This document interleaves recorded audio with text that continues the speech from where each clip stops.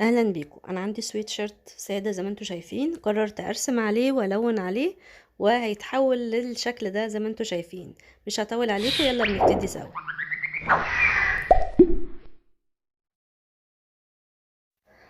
اهلا بيكم. ده سويت شيرت بتاعي، وطبعا قبل ما هرسم عليه لازم أنا الاول احدد التصميم اللي انا هعمله. فانا ظبطت كده كام وحده، قررت ان انا احطهم او ارسمهم على السويت شيرت بالتكرار بالطريقه دي على السويت شيرت اللي انا رسمته قدامكم كده، وحددت التصميم اللي انا عايزاه. يبقى الاول بحدد التصميم بستقر عليه. تاني خطوة بقى بجيب السويت شيرت نفسه، ولا اما اطبع الرسم ده بالكربون على السويت شيرت مثلا او الهدوم اللي احنا هنرسم عليها، او ارسمهم انا بايدي بقى بالقلم الرصاص. فانا احتاجت المسطرة والقلم الرصاص عشان اعمل التصاميم او الوحدات اللي انا قررت ان انا ارسمها على السويت شيرت. تمام. الخطوة اللي بعد كده ان انا هجيب كرتونة. تمام. وطبعا الالوان اللي انا هرسم بيها، الالوان طبعا هي الوان خاصه بالقماش، الوان فلوماستر. تمام. واحد اسمه تي شيرت ماكس، ديت ايطاليه ونوعها حلو يعني. والنوع التاني اسمه تاتش لاف، والاتنين دول فلوماستر وجبتهم من على امازون. تمام. النوع التالت اللي انتوا شفتوه ده اكليريك، بس انا ما استخدمتوش في الرسم، بس ممكن تستخدموه. انا بوريكم كل الانواع. الاقلام طبعا الاقلام اسهل شويه من الفرش للي يعني ايه مش بيعرف يرسم قوي. تمام. بعد كده انا هجيب الكرتونه وهحطها جوه السويت شيرت عشان اعرف ارسم ويبقى الخط طالع مظبوط. تمام. انا رسمت جزء وهوريكم برضو معايا كده وانا برسم الجزء التاني. تمام. حطيت الكرتونة بالقلم الرصاص والمسطرة، ومعايا الاستيكة برضو لو في حاجة بمسحها عادي. تمام. وبرسم الشكل اللي انا عايزاه. هرسم معاكم وخلص الرسم وارجع لكم تاني لما نبدأ نلون.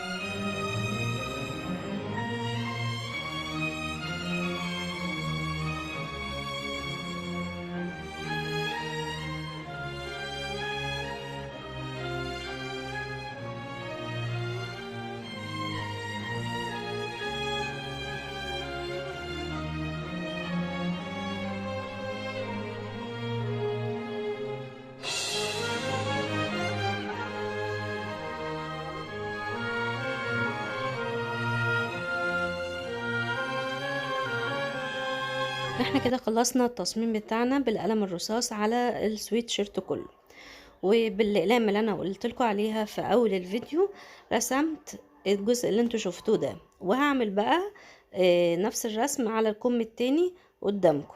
زي ما قلت لكم الالوان نوعها تاتش لاف، والنوع التاني تي شيرت ماكس. وتيشيرت ماكس ده الايطالي، وده اللي انا يعني انصحكم بيه، وفي نفس الوقت هو الارخص من التاني. تمام. والاتنين انا جبتهم من على امازون. انا استخدمت اللونين بس، اللي هو الاحمر والاسود، يعني عشان انا بعمل تصميم هندسي على السويتشيرت، فمش محتاجة اكتر من كذا لون علشان ما يبقاش اوفر قوي. تمام. فانا بدأت ارسم زي ما انتوا شايفين كده قدامكم، بعمل التصميم بتاعي وبكرره في اجزاء معينة من السويت شيرت. تمام. طبعا انتوا بتصمموا بقى الرسم بتاعكم زي ما انتوا عايزين، او بتنزلوا تصميم معين من على الانترنت، من جوجل، من برينتست، او ايا كان، وممكن تطبعوه وتشوفوه بالكربون، بس يفضل يكون كربون خاص بالقماش، اللي هو الكربون الابيض ده، بلاش الكربون التاني الازرق، عشان ساعتها مش هينفع يطلع من البلوزة بتاعتكم او الهدوم اللي انتوا هترسموا عليها. تمام.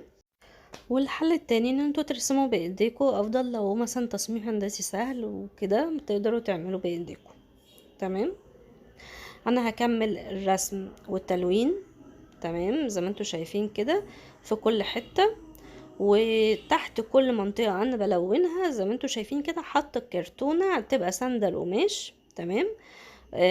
ممكن لو عندكم دبابيس ولا حاجة تقدروا تثبتوا الكرتونة مع البلوزة، بحيث انها تبقوا انتوا فاردين القماشة كده قصادكم وتبقوا متحكمين فيها، مفيش مشكلة. تمام. او الطارة اللي بتتعمل للتطريز ممكن تحطوها في الجزء اللي انتوا بتلونوا فيه، بحيث انها تبقى شادة القماشة وتقدروا ترسموا فيها كويس من غير ما القلم يحود يمين او شمال. تمام. عشان البلوزة ما تبص منكم، او الهدوم اللي انتوا بترسموا عليها ما تبص منكم. تمام. طبعا الرصاص سهل ان هو يطلع بعد كده في الغسيل، بس طبعا انا مش بعد ما الون على طول هغسله، لا انا هسيبها الاول حوالي يومين كده تنشف في الجو عادي طبيعي، يعني حطوها مثلا علقوها في الاوضه على شماعه او ايا كان، وتسيبوها كده يومين تنشف كويس الالوان. وبعد كده بعد يومين تتاكدوا ان الالوان نشفت تمام، بتبداوا تكووها من الوش ومن الظهر. تمام. عشان الالوان تثبت في القماش. بعد كده بعد ما تلبسوها بقى تقدروا تغسلوها بعد كده عادي وتتعاملوا معاها عادي خالص. تمام. بس طبعا مش في ميه سخنه، يعني يفضل في ميه برد.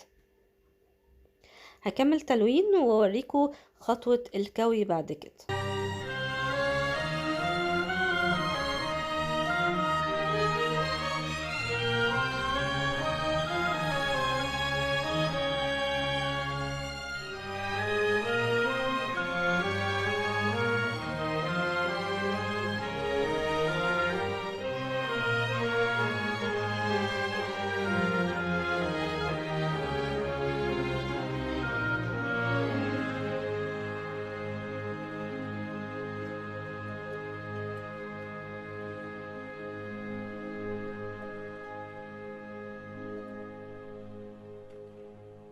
زي ما شفتوا شكل البلوزة بعد ما خلصت، السويت شيرت كله خلصته بالتصميم اللي انا وريته لكم في الاول، وسبته يومين ينشف زي ما احنا اتفقنا.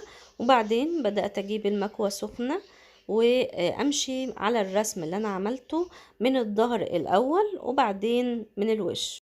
بتمنى يكون فيديو النهاردة عجبكم. ما تنسوش تتفرجوا كمان على فيديو الرسم على البوط، هسيب لكم اللينك بتاعه في صندوق الوصف واول تعليق مثبت. وبالنسبة اللي بيتفرجوا عليا على الفيسبوك هسيب لكم الرابط او اللينك بتاعه في اول تعليق او في البوست نفسه بتاع الفيديو. تمام.